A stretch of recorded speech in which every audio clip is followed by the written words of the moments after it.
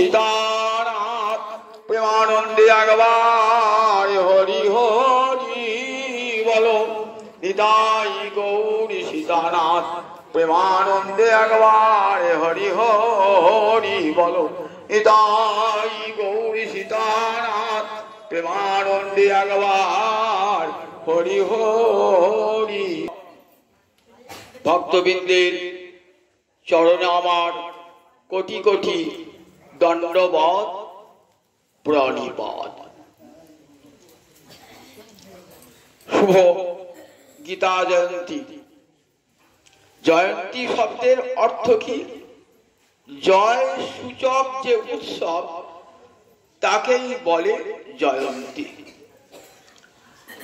আজ থেকে 5126 বৎসর আগে, আনুমানিক আগে, অঘ্রাণ মাসের, মার্গশীর্ষ মাসের অঘ্রাণ মাসের শুক্লপক্ষের একাদশী তিথিতে, একাদশী এবং দ্বাদশী এই দুই দিন ভগবান শ্রীহরি পার্থসারথী অর্জুনকে উপলক্ষ করে বিশ্ববাসীকে যে অমৃত দান করেছিলেন তারই নাম গীতামৃত, তারই নাম গীতা। দুটি দিন ধরে অমৃতময় বচন উপদেশ দান করেছিলেন অর্জুনকে উপলক্ষ করে। অর্জুন হলেন নর, কৃষ্ণ, নারায়ণ। অর্জুন সমস্ত নরনারীর প্রতীক। অর্জুন উপলক্ষ মাত্র। অর্জুনকে উপলক্ষ করে ভগবান শ্রীহরি পার্থসারথী যে উপদেশ দান করেছিলেন সেই উপদেশের নাম শ্রীগীতা। শুক্লপক্ষের একাদশী এবং দ্বাদশী দুটি দিন উপদেশ দান করেছিলেন। ত্রয়োদশী দিন যুদ্ধ শুরু হলো। ত্রয়োদশী দিন বৃশ্চিক লগ্নে মেষ রাশিতে ভরণী নক্ষত্রে ভারতীয় সময় সকাল 6টা যুদ্ধ আরম্ভ হয়ে গেল। ত্রয়োদশী দিন শুক্লপক্ষের ত্রয়োদশী দিন অঘ্রাণ মাসে যুদ্ধ শুরু হলো। ভালো করে মনে রাখবেন, অঘ্রাণ মাসে শুক্লপক্ষের ত্রয়োদশী, একাদশী এবং দ্বাদশী দুটি দিন রথবস্তে অর্জুন বসে আছেন, গোবিন্দ উপদেশ দান করছে। ত্রয়োদশীর দিন থেকে যুদ্ধ শুরু হয়ে গেল। কতদিন যুদ্ধ চললো? 18 দিন। শেষ হলো অমাবস্যার রাত্রে, অন্ধকারময় রাত্রে শেষ হয়েছে। পরের দিন প্রতিপদের সকালে মহারাজ যুধিষ্ঠির রাজা হলেন। তার 45 দিন পর মাঘী পূর্ণিমা। এই মাঘী পূর্ণিমায় কলির আবির্ভাব। যদিও কৃষ্ণ তখন প্রকট ছিলেন, তাই কলি আসতে পারছেন না, কলিযুগ শুরু হয় নাই। 18 দিন যুদ্ধের পর দুর্যোধন ধরাশায়ী এবং তার পতন হলো। পরদিন প্রতিপদে, শুক্লপক্ষের প্রতিপদে মহারাজ যুধিষ্ঠির রাজা হলেন। দ্বাপর যুগের শেষ এবং কলি যুগের প্রথম রাজা মহারাজ যুধিষ্ঠির। দ্বাপর যুগের শেষ এবং কলি যুগের প্রথম রাজা মহারাজ যুধিষ্ঠির। মহারাজ যুধিষ্ঠিরকে রাজ্যে প্রতিষ্ঠিত করবার পর 35.5 বৎসর কৃষ্ণ প্রকট ছিলেন। ফলে কলি তখন আসতে পারে নাই। কলি তার প্রভাব বিস্তার করতে পারে নাই। আমরা সেই দিনটিকে মনে রেখে দিয়ে যে শুক্লপক্ষের একাদশী থেকে গীতা জয়ন্তী সারা ভারতবর্ষে, শুধু কেন, এখন সারা বিশ্বে গীতা জয়ন্তী পালিত হচ্ছে। সবাই জানেন শুক্লপক্ষের একাদশীতে, অঘ্রাণ মাসের শুক্লপক্ষের একাদশীর নাম কি? মোক্ষদা একাদশী। মনে রাখবেন, এই মোক্ষদা একাদশী হতেই গীতার আবির্ভাব। গীতা এমন একখানি গ্রন্থ যা সারা বিশ্বের সমাদৃত। আর গীতার মতন দ্বিতীয় গ্রন্থ দেখাতে পারবেন না যে সারা বিশ্বে সব সম্প্রদায়ের মানুষ পরম আদরে গ্রহণ করেছেন গীতাকে। কারণ গীতার বাণী বিশ্ব মানবের মঙ্গলময় বাণী, বিশ্ব মানবের, কোন ধর্মের নয়, কোন বিশেষ কোন ধর্মের নয়, সম্প্রদায়ের নয়। গীতা কোন দল, কোন মতবাদ, কোন সম্প্রদায় সৃষ্টি করেন নাই। বিশ্ব মানুষের মঙ্গলের কথা বর্ণনা করেছেন বলে বিশ্বের সমস্ত সুসভ্য জাতি পরমাদরে গীতাকে বরণ করেছেন এবং বিশ্বের প্রতিটি সুসভ্য ভাষায় গীতার অনুবাদ হয়েছে, এখনো হচ্ছে। বিভিন্ন দৃষ্টিকোণ থেকে গীতার ব্যাখ্যা করছেন মহাপণ্ডিতেরা, বিদ্বানেরা। তাই গীতা সুগীতা কর্তব্য কিমন্বয়ী শাস্ত্র বিস্তরই ইয়া স্বয়ং পদ্মনাভস্য মুখ পদ্ম বিনিশ্রিতা। বলেন গীতাকে যেমন তেমন করে বললে হবে না। বাবা মরেছে, মা মরেছে, ওই একটা গীতা পাঠের জন্য বামুনকে ডেকে নিলাম, 100 টাকা পরে একটা কাপড় দিয়ে আমি গীতা শুনলাম না, গীতার মর্ম জানলাম না, এমন করে গীতার অনাদর অবহেলা করবেন না। তাতে পাপ হবে, তাতে আপনার পিতার স্বর্গমন তো হলোই না, ও বরঞ্চ আপনি বাড়িতে পাপ ডেকে আনলেন। গীতার মতন এমন গ্রন্থকে আদরই করলেন না। বাড়িতে গীতা নিয়ে যাবেন, ওই একবার প্রত্যেক গুরুদেব বলেছে রাখলেন, বল আপনার গীতা কর্তব্য সুন্দর করে গান করে প্রতিটি অর্থ বুঝে বুঝে। কারণ এখন তো গীতা বাংলাতেও পাওয়া যায়, বাংলায় তার অনুবাদ ব্যাখ্যা পাওয়া, যদি ভালো ব্যাখ্যা জানছেন ব্যাখ্যাও পাওয়া যায়। বহু গ্রন্থ বাজারে বেরিয়েছে। আর একটু ইচ্ছা করেন তাহলে 1 ঘন্টাও গীতার জন্য সময় দিতে পারেন। তাই গীতা সুগীতা কর্তব্য বলে আর বেশি শাস্ত্র পড়বার দরকার নাই। কারণ গীতা হলো সর্বশাস্ত্রময়ী। কি করে গীতা সর্বশাস্ত্রময়ী হয়? ভারতে সর্ববেদার্থ। বলেন মহাভারতে ব্যাসদেব সমস্ত বেদের অর্থ প্রকাশ করে গেলেন। 4 বেদ এবং উপনিষদ, সূত্র সাহিত্য, বেদাঙ্গ, দর্শন, এই নিয়ে বিশাল বৈদিক সাহিত্য। আমার একটা জন্মে সেই বৈদিক সাহিত্য পড়া শেষ হবে না, কয়েকটা জন্মে তো হবে না। আবার বেদার্থ অতি দুরূহ জটিল বলে ব্যাসদেব মহাভারতে বেদের তত্ত্বকে সুন্দর সুন্দর উপাখ্যানের মধ্য দিয়ে বুঝিয়ে দিলেন যে বেদে কি আছে দেখো। নানান গল্প বলে সবাইকে বুঝিয়ে দিলেন বেদের তত্ত্বকে। ভারতে বেদার্থ, ভারত মানে মহাভারতে বেদের অর্থ আছে। ভারতার্থ কৃষ্ণস, কৃষ্ণস মানে কি? কয়টি খণ্ড তো দুতেশ্বয় দন্ত নয়, তালবস্বয় বিসর্গ, মানে সামগ্রিক ভাবে কৃষ্ণস।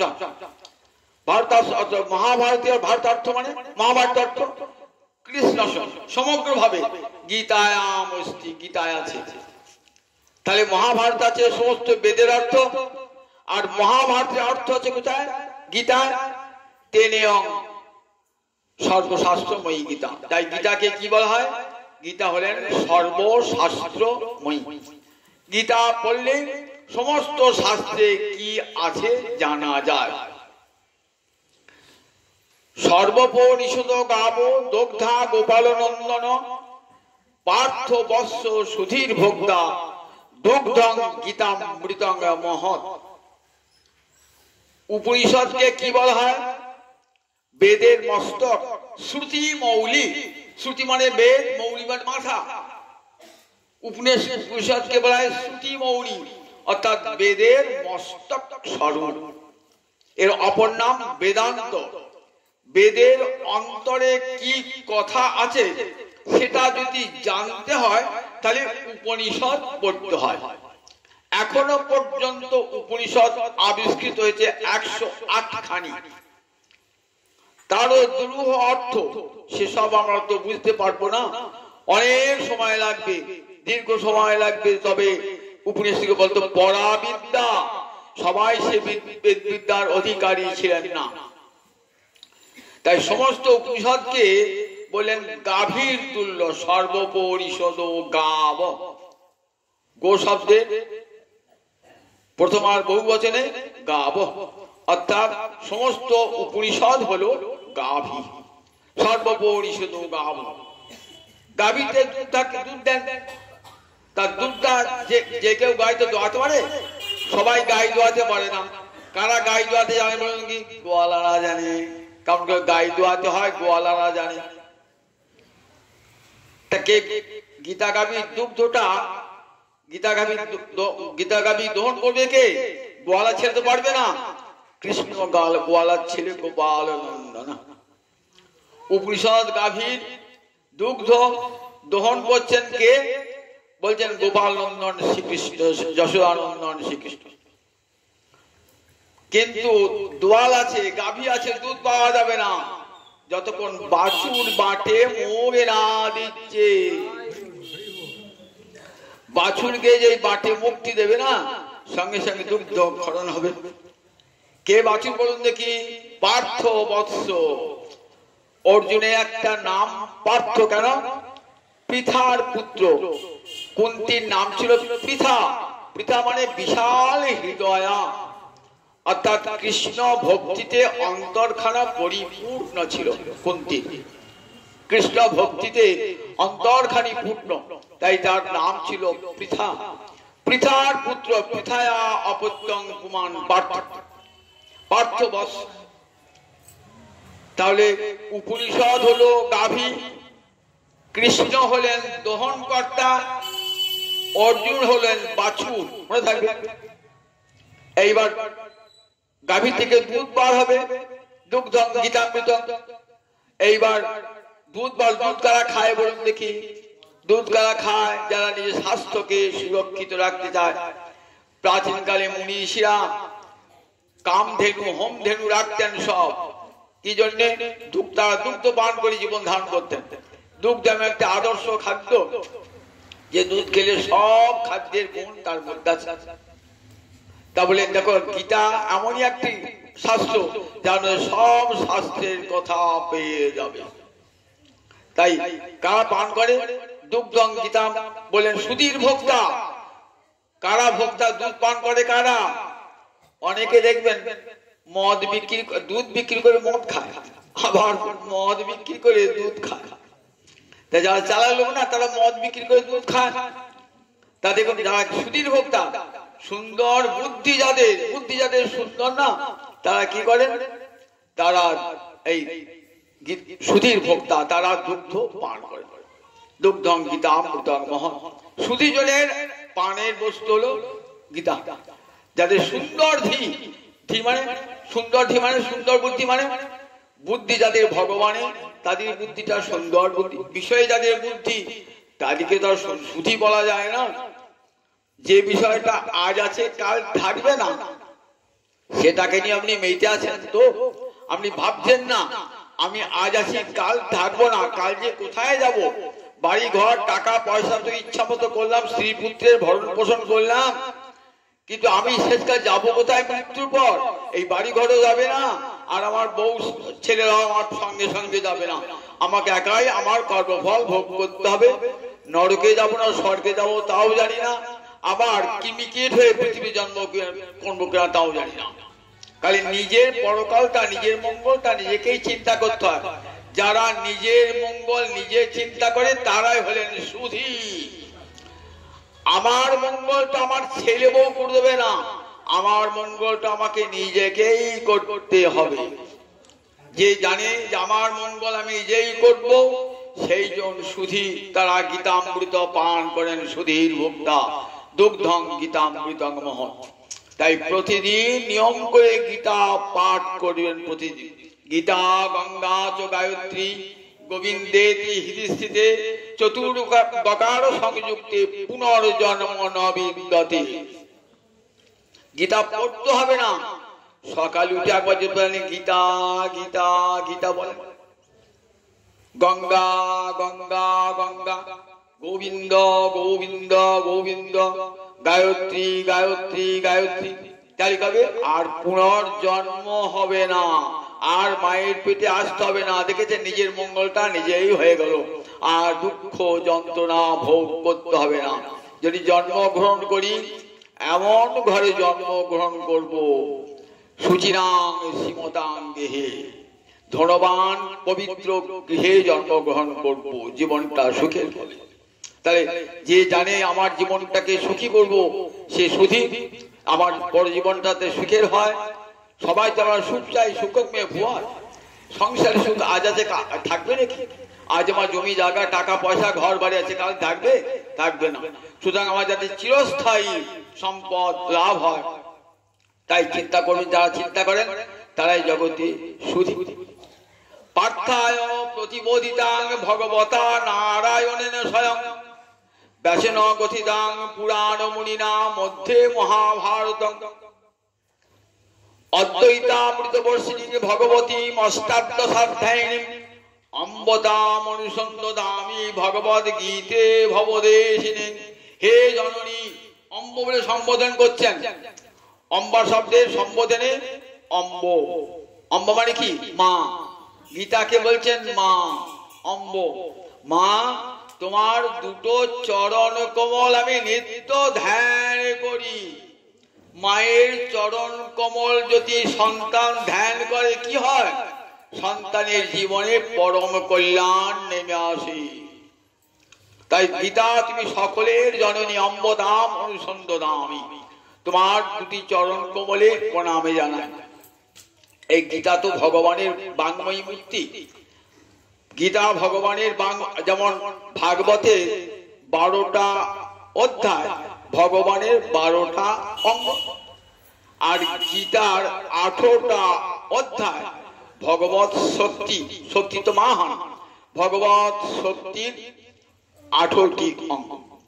কিরকম অঙ্গ বলেন? বক্ত্রাণি পঞ্চজানিহি, 1 2 3 4 5, এই 5টা অধ্যায় মায়ের মুখ, 5টা মুখ মায়ের। দশাধ্যায়া ভুজা, 8 পর 6 থেকে 15 পর্যন্ত 10টি হলো মায়ের 10টি বাহু।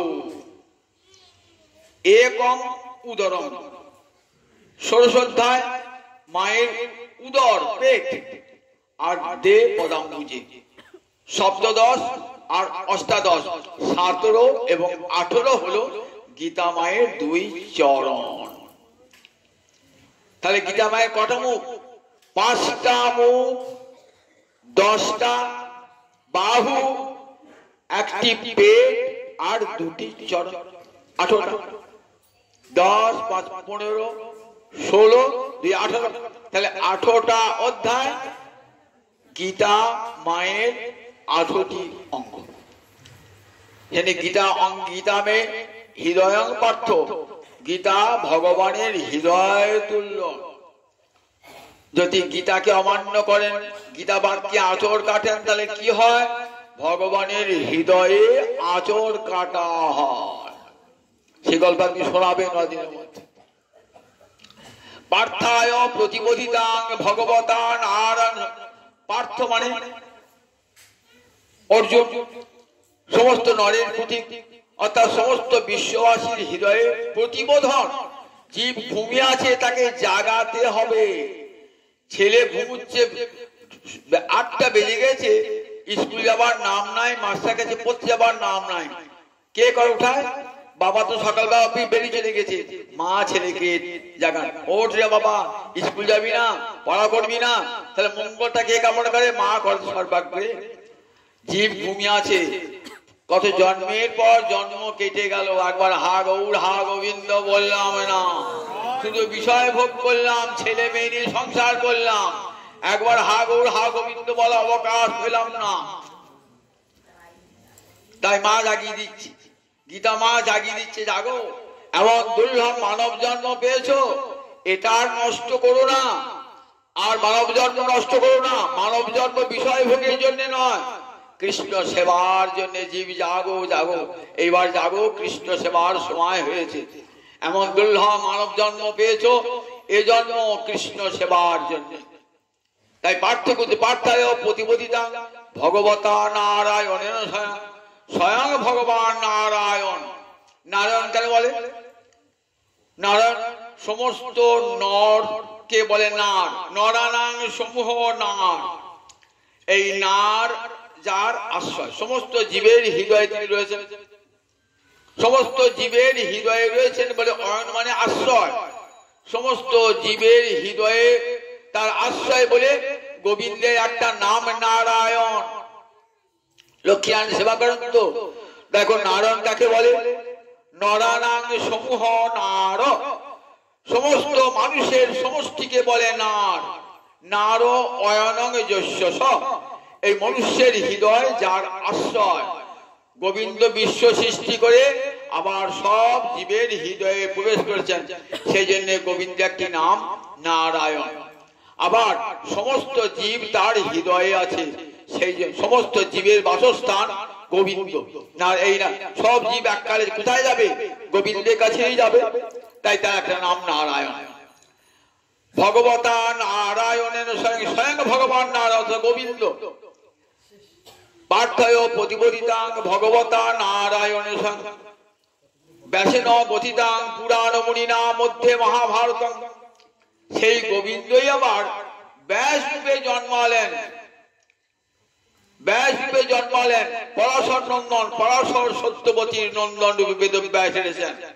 সাক্ষাৎ ভগবান কৃষ্ণই ব্যাস রূপে অবতীর্ণ হয়েছেন। ব্যাসের মায়ের নাম কি ছিল? সত্যবতী। মৎস্যগন্ধা, গায়ে মাছের গন্ধ উঠত। আর কৈবর্ত জেলে কি করতো? সঙ্গে মাছ ধরে ধরে বেড়াতো। এত অপূর্ব সুন্দরী পরাশর বার হচ্ছিলেন, দেখে রূপ দেখে মুগ্ধ হয়ে গেলেন, বিরণ কামনা করলেন। সেই দ্বীপে জন্ম হলো, দ্বীপেতেই অন্ধকার করে দিলেন। অন্ধকার করে ওই সত্যবতীর সঙ্গে মিলিত হলেন। ওই সত্যবতীর পুত্র হলেন বেদব্যাস। জন্মগ্রহণ করেই চলে গেলেন বনে। দ্বীপে জন্মিয়েছিলেন বলে নাম হলো দৈপায়ন, আসল নাম কৃষ্ণ, কৃষ্ণ দৈপায়ন। তাহলে কোন গোবিন্দই আবার এই ব্যাসদেব রূপে আবির্ভূত হয়েছেন। পুরাণ তিনি প্রাচীন মুনি, ব্যাস প্রথম মুনি, তাই পুরাণ মুনি নাম মধ্যে মহাভারত। বিশাল লক্ষ শ্লোকী মহাভারত রচনা করেছেন, 1 লক্ষের অধিক শ্লোক মহাভারত। রামায়ণে 24,000, ভাগবতে 18,000, মহাভারতে 1,10,000 শ্লোক। সেই মহাভারতের মধ্যে ভীষ্ম পর্বে শ্রী গীতা, মহাভারতের ভীষ্ম পর্বের মধ্যে গীতা পাঠ, তাই মধ্যে মহাভারত। অদ্বৈতামৃত বর্ষিণী ভগবতী অষ্টাদশাধ্যায়। অদ্বৈতামৃত বর্ষিণী গীতা কি জিনিস জগৎকে দান করেছে? অদ্বৈত রূপ অমৃত তত্ত্ব। জগতে দ্বিতীয় কেউ নাই, কাজে কোনো ভেদ নাই। এক গোবিন্দই জগতে আছেন, আর দ্বিতীয় কেউ নাই। তাই জগতে যা দেখছো সব গোবিন্দের প্রকাশ। মানুষে মানুষে কোনো ভেদ নাই, বর্ণে বর্ণে কোনো ভেদ নাই, সম্প্রদায়ে সম্প্রদায়ে কোনো ভেদ নাই, নারী পুরুষে কোনো ভেদ নাই। সর্বত্র এক গোবিন্দ বিরাজমান। অদ্বৈত রূপ অমৃত তত্ত্ব বর্ষণ করেছেন। দেখুন এই বিশ্ব মানবতা, বিশ্ব ভ্রাতৃত্ববোধ কে শিখেছে? গীতা। গীতা পড়লে কখনো এ আপন এ পর ভেদ বোধ হয় না, সব ভেদ দূর হয়ে যায়। গীতা পাঠ করলে পরে মনে হয় মনুজা ভ্রাতর সর্বে, জগতের যত মানুষ আছে সবাই আমার ভাই, সব তো কৃষ্ণাত্মা জীব, সবাই কৃষ্ণের সন্তান। এই বোধটা কে এনেছে? গীতা এনেছেন। অদ্বৈতামৃত বর্ষিণী। অদ্বৈত, দ্বৈত নাই, দ্বিতীয় কেউ নাই। মানুষ যদি একটা মানুষকে হত্যা করে তাহলে সে গোবিন্দকেই আঘাত করলো, একটা মানুষকে অপমান করলো গোবিন্দকেই অপমান করলো। বলেন সমস্ত জীব হৃদয়ে ভগবান শ্রী হরি রয়েছেন, তাই জগতে আর তিনি ছাড়া আর দ্বিতীয় নাই। অদ্বৈতামৃত, অদ্বৈত তত্ত্বরূপ অমৃত বর্ষণ করেছেন গীতা। ভগবতী, তুমি ভগবতী, সাক্ষাৎ ভগবানের শক্তি, তাই তুমি ভগবতী। অষ্টাদশাধ্যায়, 18টা অধ্যায় তোমার 18টা অধ্যায় কেন? 18টা অধ্যায় যেন 18টা সিঁড়ি। প্রথম আরম্ভ হয়েছে কি দিয়ে? অর্জুন বিষাদ যোগ দিয়ে। তারপরে ধাপে ধাপে কোথায় পৌঁছেছে? লক্ষ্যে। মোক্ষ যোগ, মুক্তি চায় এই সংসার জ্বালা থেকে, ত্রিতাপ জ্বালা থেকে মুক্তি পেয়ে আনন্দ লোকে যেতে চায়। মৃত্যুর মা অমৃতঙ্গময়, অসতমা সদ্গময়, তমসমা জ্যোতির্গময়। ভারতবর্ষের আর্য ঋষির এই প্রার্থনা, অন্ধকারের জগৎ থেকে আমাকে আলোকের জগতে নিয়ে চলো, যেখানে মা ছেলে হারিয়ে মা কাঁদে না, স্বামী হারিয়ে স্ত্রী কাঁদে না, পুত্র হারিয়ে জননী কাঁদে না, যেখানে বিষাদে অন্ধকার নাই, এমন লোকে আমাকে নিয়ে চলো। তমসমা জ্যোতির্গময়, মৃত্যুর মা অমৃতঙ্গময়, এই মৃত্যুর জগৎ থেকে আমাকে নিয়ে চলো অমৃতময় লোকে, যেখানে আর মৃত্যুর ভয় নাই, মৃত্যু তারা করবে না। অসতমা সদ্গময়, এখানে কোন বস্তু থাকে না, অসৎ, ধন জন জমি বাড়ি সব অসৎ, আজ আছে কাল নাই। আমাকে সেই সম্পদ অধিকারী করো যা কোনদিন আমাকে হারাতে হবে না, সেই সৎ সম্পদ। অসতমা সদ্গময়। তাই অদ্বৈত ভগবতী অষ্টাদশ 18টা সিঁড়ি। সিঁড়িতে কোথাও উঠবেন? ছাদে উঠবেন তো। ছাদ হলো মোক্ষ যোগ। আরম্ভ হলো কি দিয়ে? আরম্ভ হলো বিষাদ দিয়ে। মানুষের জীবনে দুঃখের প্রয়োজন আছে। দুঃখের আঘাত না পেলে জীবন কখনো ভগবতমুখী হয় না। স্বর্গের দেবতা দুঃখ পায় না বলে তাদের ভগবানের মতি নাই। তাদের ভগবান তারা উল্লাসে, তারা ত্রিদস্ত, বাল্য কৈশোর যৌবন, বার্ধক্য আসে না, রোগ ভোগ নাই, তার পরমানন্দ থাকে, তারা ভগবানকে ভজনা করে না। তাই দুঃখ দরকার।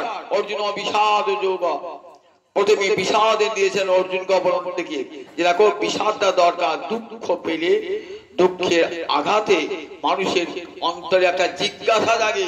কি জিজ্ঞাসা জাগে? যে দুঃখ কি ধ্বংস করা যায় না? কখন আমার এটা মনে হবে? আমি যদি সুখের সাগরে ভাসাই, তাহলে কি মনে হবে? যখন দুঃখ হবে তখন আচ্ছা এই দুঃখকে কি দূর করা যায় না? কোন উপায় অবলম্বন করলে এই দুঃখকে দূর করা যায়, কেমন করে চিরসুখ পাওয়া যায়, তখনই মানুষের জীবনে জিজ্ঞাসা নেমে আসে। অর্জুনের জীবনে তাই এসেছে আর চরম দুঃখ অর্জুনের। যুদ্ধক্ষেত্রে গিয়ে অর্জুন কি করেছেন? বলছেন কৈর মায়া সহযোদ্ধব্যম অস্মি রণ সমুদ্রমে। কাদের সঙ্গে যুদ্ধ করতে হবে দেখাও গো গোবিন্দ, কাদের সঙ্গে যুদ্ধ করতে হবে? কৈর মায়া সহযোদ্ধব্যম অস্মি রণ সমুদ্রমে। গোবিন্দ রথ নিয়ে এসেছেন। রথেতে কে চেপে আছে? ওই রথটা জেসে রথ নয়, কিন্তু রথটার নাম কি বলুন দেখি, কেউ বলতে পারেন? কপিধ্বজ রথ। কপিধ্বজ মানে, কপি মানে কে? হনুমান। কপি হনুমান, তার পতাকা দেওয়া আছে। কুরুক্ষেত্র যুদ্ধে পূর্বে মহাভারত পড়ে দেখবেন, এখন তাকে আবার মহাভারত পড়ে আর জানেও না অনেকে। মহাভারত দেখবেন, মহাভারতে এক জায়গায় ভীমের সঙ্গে হনুমানের দেখা, ভীমের সঙ্গে হনুমানের দেখা দিয়ে বললে ভাই আমি তোমাদের যুদ্ধে সাহায্য করব। কিভাবে? তুমি চলো আমার না, আমার যাওয়ার আদেশ নাই, আমি তোমাদের পতাকায় থাকবো, তোমাদের রথের পতাকায় থাকবো। এমন শব্দ করবো না, হুঙ্কার করবো না, অর্ধেক কৌরব সৈন্য মরে যাবে হুঙ্কারে। কপিধ্বজ রথ, সেই রথের পতাকা ছিল ওই কপিধ্বজ, নাম ছিল কপিধ্বজ। আর রথটা কে দিয়েছিল? অগ্নিদেব। কোনদিন পুড়বে না রথটা, এমন রথ দিয়েছিল। রথটার নাম কপিধ্বজ রথ। অগ্নিদেব দান করেছিলেন। অগ্নিদেবের একবার রোগ হয়েছিল। কি রোগ? অগ্নিমান্দ রোগ হয়েছিল। কিছু অগ্নিমান্দ মানে খিদে না পা, খিদে পাচ্ছে না, ডাক্তারের কাছে আমরা যাই না, খিদে লাগছে না, কেন খিদে পাচ্ছে না। ব্রহ্মার কাছে গেলেন। ব্রহ্মা বললেন যে দেখো ওই খান্ডব বনটা পুড়িয়ে যদি ওই প্রাণীগণের মেদ ভক্ষণ করতে পারো তাহলে তোমার রোগটা শেষ। খান্ডব বন যতবার পুরাতে যান অগ্নি, আর এমন করে ইন্দ্রদেবের বন তো ইন্দ্রের বন, ইন্দ্র এমন বাড়ি বর্ষণ করে আগুন নিভিয়ে দেয়। শত চেষ্টা করো বনটাকে পোড়ানো হয় না। শ্রীকৃষ্ণ অর্জুন চলো একটা সুযোগ আছে, চলো। তুমি ঘুরে আগুন লাগাও। অগ্নিদেব আগুন লাগিয়ে দিয়েছেন। অর্জুন তুই বাণ মেরে ওই ইন্দ্রদেবের বাড়ি বর্ষণ কাটিয়ে দাও। অর্জুন বাণ মেরে বাড়ি বর্ষণ আটকে দিল। এবার নির্বিঘ্নে বনটা পুড়ে গেল। বনটা পুড়ে যাওয়ার পর প্রাণী করে মেদ ভক্ষণ করলো অগ্নি। অগ্নিদেবের রোগ সেরে গেল। এত ঘি খেয়েছিল সে থেকে রাজার যজ্ঞেতে অরুচি। এইবার আবার মেদ ভক্ষণ করে রোগটা সেরে গেল। বললেন আমাকে দেবে কি জানে? তোমার যে মনটা উপভোগ করলাম, বলে তোমাকে একটা রথ দেবো যে রথটা আগুনে পুড়বে না, আর গান্ডীব ধনু দেবো, আর অক্ষয় তুন দেবো। গন্ডারের চামড়া দিয়ে তৈরি সেই গান্ডীব ধনু আর অক্ষয় তুন। তুন কি থাকে? তুনে বান থাকে, একটা বানও ফুরবে না। এত বান নিক্ষেপ করে বান শেষ হবে না। বলে ভালোই হলো, যুদ্ধে কাজে লাগবে। হনুমান থাকে পতাকা, কপিধ্বজ রথ, গোবিন্দ রথের সারথি। সেই কপিধ্বজ রথ অগ্নিদেবের দেওয়া, আগুনে পুড়বে না, নষ্ট হবে না। আবার ভয়ঙ্কর শব্দ, যার শব্দেতে একবারে শব্দেতে একদম কৌরব সৈন্য অর্ধেক মরে যাবে। সেই রথে চলে এসেছেন, রথে চলে এসেছেন অর্জুন। যুদ্ধ হওয়ার পূর্বেতে একটা ঘটনা ঘটে গেল। কিরকম? যুদ্ধে চলে এসেছেন তো যুধিষ্ঠির বলছেন, দাঁড়া ভাই আমি একটু আসি। কোথায় গেলেন? গেলেন কৌরব শিবির। ভীম ভাবছে দাদার আচ্ছা কাণ্ড বটে, বোধহয় মিনমাট করছিল, ভয়ে মিনমাট করছিল বোধহয়। মিনমাট করতে যান নাই। কোথায় গেলেন? প্রথমেই গেলেন পিতামহ ভীষ্মের কাছে। পিতামহ ভীষ্মকে দণ্ডবত প্রণাম জানালেন। গুরুদেব, পিতা হে পিতামহ, আমাদের যখন বাবা ছিল না তখন আপনি মানুষ করেছিলেন, পিতার মতন স্নেহ দিয়ে ভালোবাসা দিয়ে মানুষ করেছিলেন। আজ এমন কপালের দুর্দৈব, আপনার সঙ্গে যুদ্ধ করতে হবে। এত বড় দুর্ভাগ্য, গুরুর সঙ্গে যুদ্ধ করতে হবে, কিন্তু চরম দুর্ভাগ্য জীবন নেমে এলো। আপনি আমায় ক্ষমা করুন। ভীষ্ম বলে বিজয়ী হব, আশীর্বাদ করুন। যুদ্ধ জয় হয়ে গেল খানিকটা। গুরুর আশীর্বাদ মাথায় থাকলে কি না হয় দেখুন। দ্রোণাচার্যের কাছে গেলেন। দ্রোণাচার্যকে বলছে অর্জুন তো তার যুধিষ্ঠির, অর্জুন সবাই তো অস্ত্র শিখেছেন। হে গুরুদেব, এমন দুর্ভাগ্য আপনার সঙ্গে যুদ্ধ করতে বা আজকে যুদ্ধক্ষেত্রে আমরা চাই, যুদ্ধ তো চাই নাই, কিন্তু বাধ্য যুদ্ধ করতে হলো। দ্রোণাচার্য বলে রয়েছে দুর্যোধনের নুন খাচ্ছি, গুণ গাইছি, কিন্তু মনটা তোমাদের। ভীষ্ম তাই বলে এখানে দুর্যোধনের কাছে আসি পারে, মনটা তোমাদের জন্যই পড়ে আছে। দ্রোণাচার্য কি করলেন? আশীর্বাদ করলেন, বৎস বিজয়ী ভব, আশীর্বাদ করলেন, জয় হোক তোমাদের যুদ্ধে, ভীষ্ম জয় হোক বললেন। কৃপাচার্যের কাছে গেলেন। দ্রোণাচার্যের উপর কৃপাচার্য একটা গুরু, অস্ত্র শিখিয়েছিলেন। কৃপাচার্য এক কথাই বললেন, প্রণাম জানালেন, বলেন বৎস বিজয়ী হব। যুদ্ধের অর্ধেক জয় হয়ে গেল, অর্ধেক জয় হয়ে গেল। যুধিষ্ঠির ফিরে এলেন, বিজয়ের বার্তা নিয়েই যেন ফিরে এলেন। অর্জুন যুদ্ধ করবেন। প্রথম 10 দিনের যুদ্ধ, প্রথম 10 দিনের কৌরব পক্ষে সেনাপতিকে ভীষ্ম, প্রথম 10 দিন ভীষ্ম, পরের 5 দিন দ্রোণাচার্য, 16 দিনের দিন, 16 দিনের সন্ধ্যাবেলা কর্ণ, তারপরে অশ্বত্থামা। প্রথম সেনাপতি ভীষ্ম যুদ্ধ করছেন বটে, যুদ্ধ করতে আসছেন বটে, কিন্তু মনটা তার খুব ভারাক্রান্ত। যে পঞ্চ পাণ্ডবকে আমি কোলে পিঠে করে মানুষ করেছি, আর সেই পঞ্চ পাণ্ডবের সঙ্গে যুদ্ধ করব, মনটা খুবই। কিন্তু যদি না করি, একটা রাজনৈতিক উদ্দেশ্য ছিল, কারণ দ্রুপদ রাজা এবং আমাদের যদুবংশে এরা সব রয়েছে পাণ্ডব পক্ষে। ভাবলেন আমাদের কুরু রাজ্যটা চলে যাবে, ভীষ্ম তো এই রাজ্যের রক্ষক। ভাব পিতা বলে গেছে দেখো রাজ্য যেন কখনো নষ্ট না হয়, এই একটা মনে মনে ভাবনা ছিল, যার ফলে তিনি পাণ্ডবদের পক্ষে যোগদান করতে পারেন নাই। কিন্তু মনটা পড়েছিল পাণ্ডবদের জন্য। যুদ্ধ করতে আসছেন, এদিকে অর্জুন তার রথের সারথি গোবিন্দকে বলছেন, কৈর মায়া সযদ্যব্যম অস্মিন রণ সমুদ্যমে। এই যুদ্ধে কারো ইচ্ছা ছিল না। যুদ্ধটা দেখুন, পাণ্ডব পক্ষের কারো যুদ্ধ করার ইচ্ছা ছিল না। কপট পাশা খেলায় দুর্যোধন হারিয়ে দিল যুধিষ্ঠিরকে। শর্ত হলো কি, একবার পাশা খেলা তো হারালো, সেবার নির্মাট হলো। দ্বিতীয়বার পাশা খেলায় 12 বৎসর বনবাস, 1 বৎসর অজ্ঞাতবাস, তারপর ফিরে এলে রাজ্য পাবে। 12 বৎসর বনবাস, 1 বৎসর অজ্ঞাতবাসের পর যখন ফিরে এলো, ফিরে এসে বললে, একজন পুরো ব্রাহ্মণ পুরোহিতকে পাঠালে কৌরব সভায়, এবার তো আমরা ফিরে এসেছি, তোমাদের শর্ত পূরণ করেছি, আমাদের রাজ্য ফিরিয়ে দাও। দুর্যোধন অহংকারী কি বললেন, সুচক্র পরিমিতাং ভূমি ন দাস্যামি রণং বিনা, বিনা যুদ্ধে নাহি দিব সুচক্র মেদিনী। যুদ্ধ ছাড়া সূচির অগ্রভাগে যে পরিমাণ ভূমি থাকে আমি দেবো না। 5খানা গ্রাম দেবে না, তাহলে তো অর্ধেক রাজত্বের মালিক। 5খানা গ্রাম দাও, 5 ভাই করে খাবে, দেবে না। শেষকালে কৃষ্ণ ভাবলেন, একবার দেখি, চেষ্টা করে, নইলে তো কৃষ্ণের বদনাম হবে, একবার মেটানোর চেষ্টা করে দেখি। কৃষ্ণ গেলেন, এসে মেটাবাজি করছে যে 5 ভাই 5খানা গ্রাম দিলি সন্তুষ্ট, কেউ চায় না। দুর্যোধন দেবেন তো না, উপরন্তু কৃষ্ণকে বাঁধবার জন্য ব্যবস্থা করলেন। কৃষ্ণকে দেখুন, তখন দুর্যোধনকে বিশ্বরূপ দেখালেন, তুমি আমাকে বাঁধবে কোথায়, আমাকে যেখানে দেখবে সেইখানে তো আমি রয়েছি। যেখানে বাঁধতে চান দেখছি অন্যদিকে কৃষ্ণ, আবার বাঁধছেন অন্যদিকে কৃষ্ণ, আবার বাঁধছেন অন্যদিকে কৃষ্ণ। দুর্যোধন অবাক হয়ে সেই ভগবানের বিশ্ব মূর্তি দর্শন করি, বিশ্বরূপ দর্শন করি। শেষ পর্যন্ত মহারাজ যুধিষ্ঠির পিতার কাছে গেলেন, পিতার কাছে মহারাজ যুধিষ্ঠির গেলেন জননীর কাছে, জননী কুন্তির কাছে গেলেন। কুন্তির কাছে গিয়ে বলছেন যে মা, যুদ্ধ করব?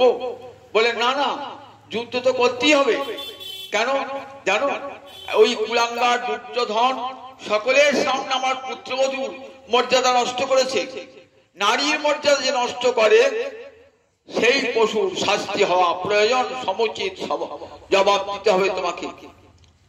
যাও পুত্র, আমি যুদ্ধ চাই নাই, কিন্তু এখন যুদ্ধ দিতে হবে। কুলাঙ্গার দুর্যোধন দুঃশাসন, যারা আমার পুত্রবধূ মর্যাদা নষ্ট করেছে পুরুষদের সভায়, তাকে শাস্তি দান করতে হবে।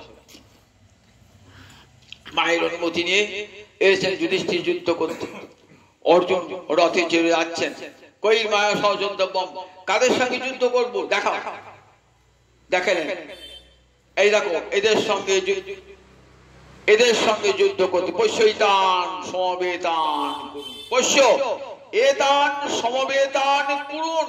এই দেখো সমবেত কুরুবর্গকে দেখো, এদের সঙ্গে যুদ্ধ করতে হবে।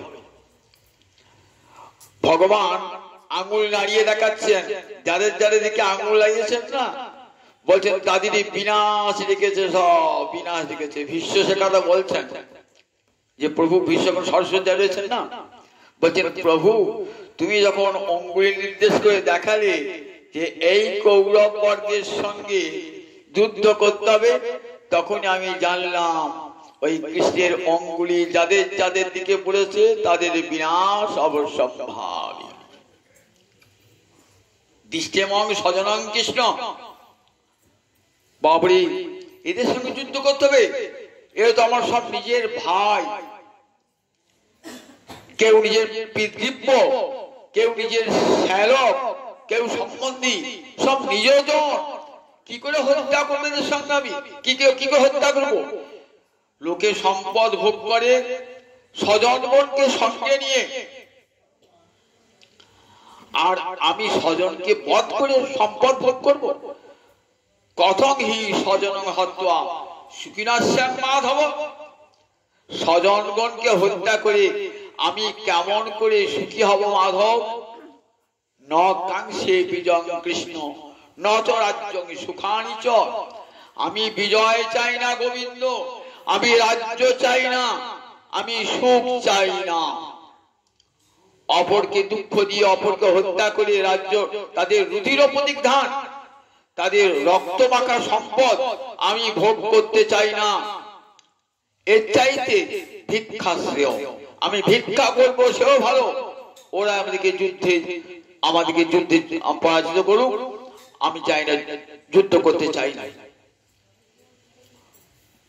যুদ্ধ করবে না বলে রথ উপস্থিত উপহাবিষণ, রথে বিষণ্ণ হয়ে রথের উপরে বসে বললেন, না গোবিন্দ, মুখঞ্চ পরিশুষ্যতি, দেখো আমার মুখ শুকিয়ে আসছে, হৃদন্তি মম গাত্রাণি, আমার সমস্ত গাত্র কাঁপছে, ভয়ে কাঁপছে, আমি পারবো না, আমি যুদ্ধ করতে পারবো না, আমি যুদ্ধ যত আমার সব জায়গা যুদ্ধ করতে পারবো না।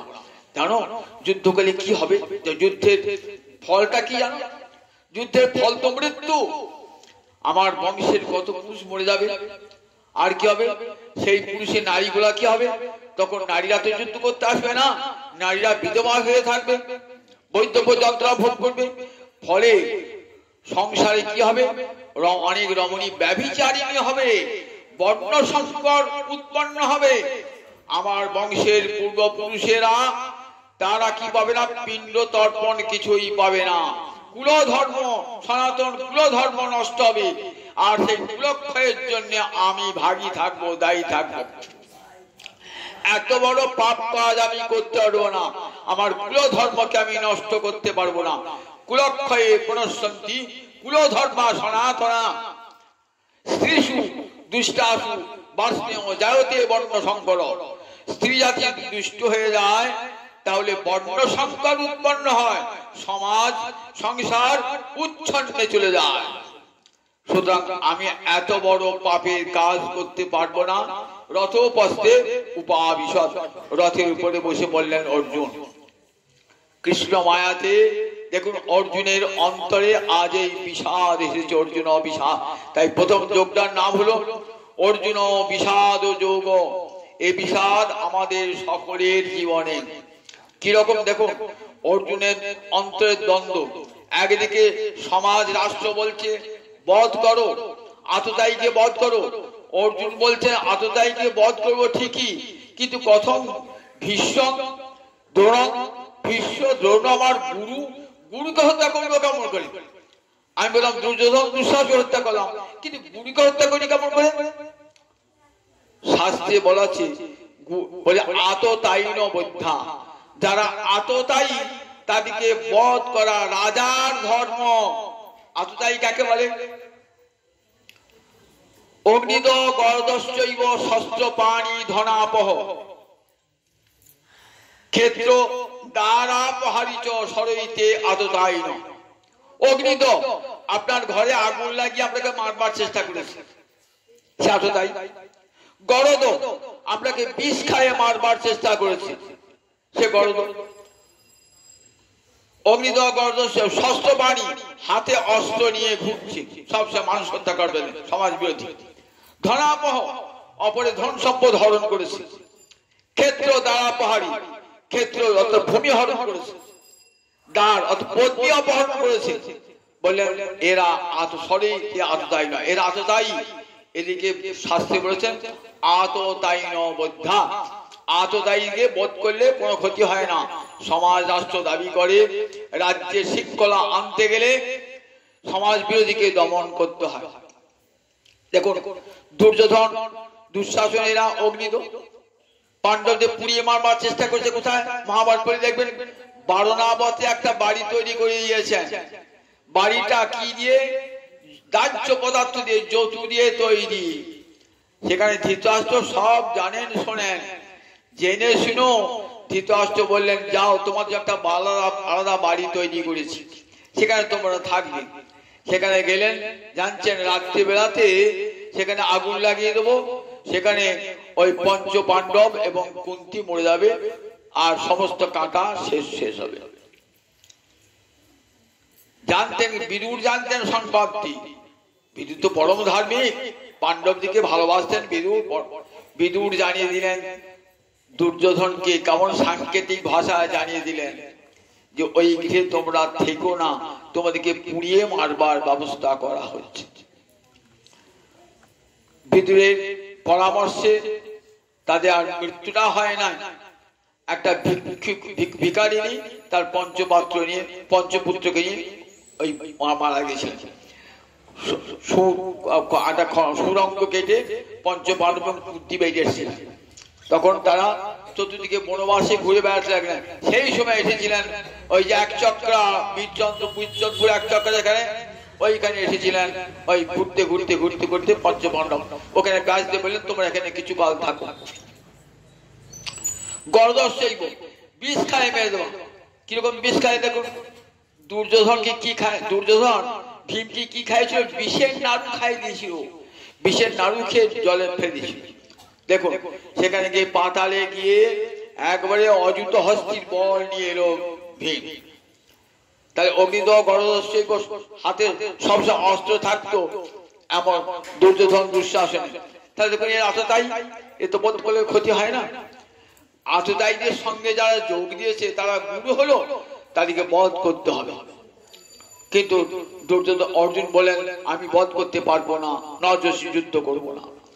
তখন ভগবানের মুখ থেকে গীতার 2য় অধ্যায় যার নাম সাংখ্যযোগ, তখনই ভগবান কি করলেন? আত্মতত্ত্ব বোঝালেন। ভগবান অর্জুনকে তখন উপদেশ দান করছেন। এইবার যতক্ষণ অর্জুন কথা বলছিলেন না, ভগবান চুপ করে আছেন। শিষ্য যদি গুরুর কাছে গিয়ে বড় বড় জ্ঞানের কথা বলে না, গুরুদেব বলে সব জানো, আমার কাছে কি জন্য এসেছো? আমার কাছে কি জন্য এসেছো? শিষ্য যদি বিনয় না দেখায়, তাহলে গুরুদেবের কাছে গিয়ে নিজের জ্ঞান গরিমা দেখায়। জগতের কোন গুরু শিষ্যকে উপদেশ দেবে বলুন দেখি? বলে তুমি যারা সব জানো। গুরুর কাছে কি বলে? আমি কিছুই জানি না প্রভু, এই মাত্র জানি, কিছুই জানি না, জানি তোমার কাছে এলাম, তুমি কৃপা করে কোনটা আমার মঙ্গল কোনটা অমঙ্গল তুমি দেখিয়ে দাও। এমনি করে যখন আমি তোমার শিষ্য, তোমার উপদেশ মতো চলবো, তখনই গুরুদেব উপদেশ দান করে। জানে উপদেশটা আমার ব্যর্থ হবে না। দিন না হলে উপদেশ স্থায়ী হয় না। মাথা উঁচু করে আছে অহংকারী, কি হবে? সেখানে উপদেশ দাঁড়াবে? পাহাড় মাথা উঁচু করে দাঁড়িয়ে আছে, গাছ মাথা উঁচু করে দাঁড়িয়ে আছে, জল ঝরে পড়ে যাচ্ছে। আর নদী নালা খাল হয়ে আছে, দেখুন জল ঝরে যাচ্ছে। যখন দীনতার গর্ত আসবে হৃদয়ে না, তখন ভগবানের উপদেশ, গুরুদেবের উপদেশ তখন কাজে লাগবে।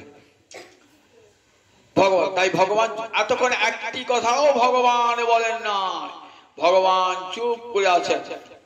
দেখি মোল্লার দৌড় কতদূর পর্যন্ত? মোল্লার দৌড় মসজিদ পর্যন্ত। আর তো অর্জুন বলে যুদ্ধ কর্মদানি থেমে গেছে। শেষে তখন ভগবান একটা ধমক দিলেন।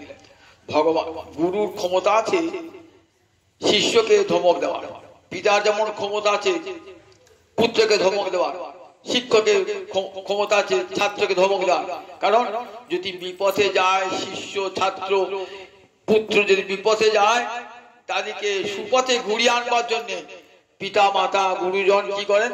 ভর্ৎসনা করে ফিরিয়ে নিয়ে আসেন। অর্জুন তার কর্তব্য রক্ষা করবেন না। অর্জুন তো ক্ষত্রিয়, ক্ষত্রিয় কি কর্তব্য? ক্ষতাৎ ত্রায়তে ইতি ক্ষত্রিয়, খট থেকে ত্রাণ করে, অর্থাৎ বিপদ থেকে প্রজাগুলিকে রক্ষা করবে, এটাই তো ক্ষত্রিয় ধর্ম। তখন ব্রাহ্মণেরা কি করে? কালকে ব্রাহ্মণ বলাতো যারা পড়াশোনা লেখাপড়া নিয়ে থাকতো, যাগযজ্ঞ নিয়ে থাকতো, দেবার্চনা থাকতো, ব্রাহ্মণ বলাতো। ক্ষত্রিয় কাদের বলাতো? যারা রাজ্য শাসন করে, এখন যারা রাজনীতি করেন তাদেরকে ক্ষত্রিয় বলতো। বৈশ্য ব্যবসা বাণিজ্য করেন তারা বৈশ্য।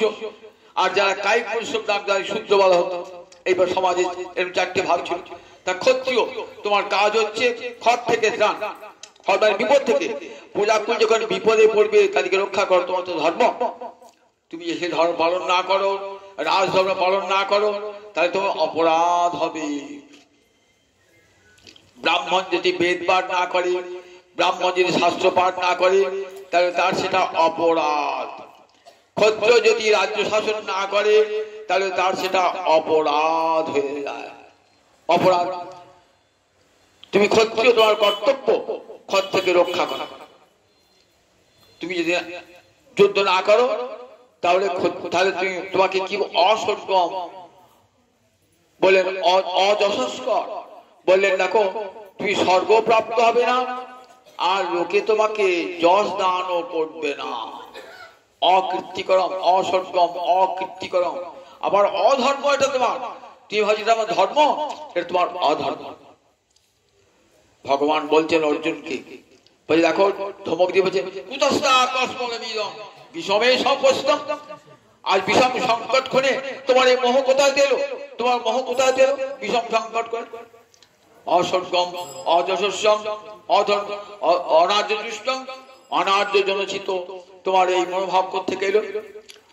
ভগবান ধমকিয়েছেন, বলে দেখো ত্রৈবং মাসমং অপার্থ, এটা কৃপতা। যুদ্ধ করতে এসে বলছে আমি যুদ্ধ করবো না, এটা পাপ। কৃপতা, কাপুরুষতা একটা পাপ। অর্জুন, পাপ দেখো, পাপ, পাপ তুমি ক্ষত্রিয় হয়ে যে যুদ্ধ না করো, পাপ তোমাকে স্পর্শ করবে। ত্রৈবং মাসমং অপার্থ নৈতত্য পদ্ধতি, এটা তোমার সাজে না। তুমি সব্যসাচী, তোমার দুই হাতে তিন নিক্ষি চলে, তুমি সব্যসাচী, তোমার এটা সাজে না। নারীর মতো কান্না, কাপুরুষ কান্না তোমার সাজে না। ত্রৈবং মাসমং অপার্থ নৈতত্য পদ্ধতি তস্মাৎ তমুত্তিষ্ঠ, ওঠো যুদ্ধ করো। তখন অর্জুন বলছেন প্রভু, কোনটা যুদ্ধ করা আর যুদ্ধ না করা কোনটা ভালো আমি তো জানি না। শিষ্যস্তেহং সাধিমাং তাং প্রপন্নম, আমি তোমার শিষ্য, আমাকে তুমি উপদেশ দাও। আমি তোমার চরণে প্রপন্ন হলাম। প্রপন্ন মানে তোমার চরণে শরণাগত হলাম। আমি তোমার শিষ্য। শিষ্যস্তেহং, শিষ্য মানে শাসনে থাকে যে, অর্থাৎ গুরুর উপদেশ যে মেনে চলে তাকে শিষ্য বলা হয়। গুরু যেমন শিষ্যকে সবসময় ঘৃণাতি তত্ত্বোপদেশ, শিষ্যকে তত্ত্বোপদেশ দান করে এই সংসার থেকে মুক্তির পথ দেখিয়ে দেবেন, তেমনি শিষ্য সবসময় গুরুর আদেশকে মেনে চলবেন। তবেই তো গুরু, গুরুর যেমন যোগ্যতা চাই, শিষ্য তেমনি যোগ্যতা চাই। শিষ্যস্তেহং সাধি, আমাকে তুমি শাসন করো, উপদেশ দাও। আমি তোমার চরণে প্রপন্ন, আমি তোমার চরণে হলাম শরণাগত। তুমি আমাকে আমাকে পথ দেখিয়ে দাও, কোনটা শ্রেয়, যুদ্ধ করা না যুদ্ধ না করা। যুদ্ধ করলি বা কি হবে, না করলি বা কি হবে, কোনটা শ্রেয় তুমি আমাকে দেখো, যদি তুমি আমাকে মঙ্গলে পথ দেখিয়ে দাও। যখন এমনি করে অর্জুন গোবিন্দের চরণে আশ্রিত হলেন, প্রপন্ন হলেন, তখনই ভগবানের মুখপদ্ম বিনিশ্চিতা, পদ্মনাভস্য মুখপদ্ম বিনিশ্চিতা। তখন গীতামৃত বেরিয়ে এলেন ভগবানের শ্রীমুখ থেকে। গীতা সুরধ্বনি, অমৃতের সুরধ্বনি বার হয়ে এলেন। গোবিন্দের চরণ হতে গঙ্গা আর মুখ হতে গীতা। গীতা আর গঙ্গায় দুয়ে স্নান করতে হয়, শুধু গঙ্গায় স্নান করলে হবে না। গঙ্গায় স্নান করলে দেহ পবিত্র হলো, আর গীতা শুনলে পরে মন পবিত্র হলো। দেহ মন দুটোই পবিত্র হয়ে যায়। তাই গীতা শ্রবণ করুন, গঙ্গায় স্নান করে দেহ পবিত্র করুন, আর গীতার অমৃত বচনে স্নান করে মনকে পবিত্র করুন, মনকে পূত করুন, পবিত্র করুন। মনের সমস্ত জ্বালা দূর হয়ে যাবে। এইবার ভগবানে শ্রী ভগবান উবাচ, এইবার ভগবান বলছে, এইখান থেকে গীতার উপদেশ শুরু। শ্রী ভগবান উবাচ, এর আগে আমরা কোথাও মহাভারতে রামায়ণ কোথাও পাই না ভগবান উবাচ। ঋষির উবাচ, যাজ্ঞবল্ক্য উবাচ, ব্যাস উবাচ, কিন্তু শ্রী ভগবান উবাচ এই প্রথম শুনলাম। শ্রী ভগবান আচার্য শঙ্কর টিকা লিখছেন, টিকা লিখতে বলছেন, শোনো জগতে জীব, ভগবান কথা বলতেন, ভগবান কথা বলেন না, আজ শুনবো ভগবানের কথা। শ্রী ভগবান উবাচ, শ্রী ভগবান কথা বলতে শুরু করেছেন আজকে। প্রথম ভগবান কথা বলছেন শ্রী গীতার। তাই গীতার এত মূল্য, গীতার এত মূল্য। কৃষ্ণার্জুন সংবাদ, গীতার নাম কি? কৃষ্ণ এবং অর্জুনের কথোপকথন। গোটা গীতাটার কি নাম বলুন দেখি, আমরা সংক্ষেপে গীতা বলি। শ্রীমদ ভাগবত গীতোপনিষদ, শ্রীমদ ভাগবত গীতোপনিষদ, অর্থাৎ শ্রীমতা ভগবতা গীতা যা উপনিষদ। শ্রীমান ভগবান কর্তৃক যে উপনিষদ গীত হয়েছে তাকে বলা হয় শ্রীমদ ভগবত গীতা উপনিষদ। সংক্ষেপে আমরা গীতা বলি কেন, স্ত্রীলিঙ্গ গীতা বলি কেন, গীতা না বলে বলে উপনিষদ শব্দটি স্ত্রীলিঙ্গ, তার বিশেষণ হলো গীতা। ব্যাকরণ, সংস্কৃত ব্যাকরণের নিয়ম অনুযায়ী বিশেষের যে লিঙ্গ, যে বচন, যে বিভক্তি হয়, বিশেষণেরও সেই লিঙ্গ, সেই বচন, সেই বিভক্তি হয়। বাংলায় সংস্কৃত যেমন বলি সুন্দর বালক, কিন্তু বালিকা বলে সুন্দরী বালিকা বলতে হবে, সুন্দর পুরুষ, সুন্দরী নারী। ঠিক তেমনি গীতা উপনিষদ স্ত্রীলিঙ্গ শব্দ, সেই জন্য গীতা নাম হয়ে গেল। সংক্ষেপে বলি গীতা। এই বিশেষণের দ্বারাই বিশেষের পরিচয় হয়ে যায়। শ্রীমদ ভগবত গীতা উপনিষদ। কত নামে যোগ শাস্ত্র বলা হয়, ভক্তি যোগের শাস্ত্র, ভক্তি শাস্ত্র বলা হয়, কৃষ্ণ ব্রহ্মবিদ্যা বলা হয়, কৃষ্ণার্জুন সংবাদ বলা হয়। এই গীতাটা কত শ্লোক আছে? 700 শ্লোক আর 18টা অধ্যায়। ভগবানের উপদেশ শুরু হলো এই দ্বিতীয় অধ্যায় থেকে। এই দ্বিতীয় অধ্যায়ের নাম সাংখ্য যোগ। সাংখ্য যোগের অপর নাম জ্ঞান যোগ। সম্যক খ্যায়তে তত্ত্ব, সমগ্র সম্যক রূপে তত্ত্বকে জানানো হয় বলে এর নাম সাংখ্য যোগ। এই ভগবান শোনাবেন দেহ কি, আত্মা কি, তার তোমার কর্তব্য কি, অকর্তব্য কি, এই দ্বিতীয় অধ্যায় থেকে শোনাবেন। আজ তো অনেকটা রাত্রি হয়ে গেছে, আবার আগামী দিন আলোচনা হবে। অনেকটা রাত্রি আমরা ধৈর্য সীমা ছাড়িয়ে যাচ্ছে আস্তে আস্তে। কাজে আজকে এখানে আগামী আসবেন। জয় নিতাই। প্রতিদিন একটু একটু শুনুন গীতার কথা। এখানে বিশ্রাম। আবার আগামীকাল সকাল করে আসবেন, গীতা আরম্ভ হবে। দ্বিতীয় অধ্যায় থেকে আরম্ভ করবো আবার। জয় নিতাই, জয় নিতাই, জয় নিতাই।